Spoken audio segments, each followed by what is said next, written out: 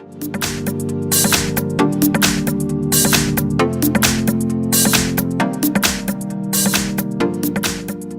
I have MICROMAX Canvas sticks, and let me show you how to change wallpaper on the following device. So at the very beginning, let's start by using your home screen. Let's use apps icon. Here you need to find and select the settings. From the following list of settings, you need to find and select the display. It's under device tab. Choose here wallpaper, and as you can see, you can use wallpaper from your gallery, you can use live wallpapers, you can choose the photos, all wallpapers. In my case, let me use wallpapers.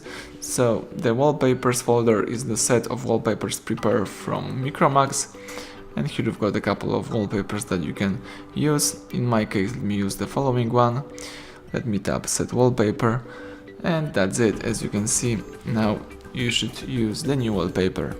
So everything went well, thank you for watching, please subscribe our channel, leave thumbs up under the video.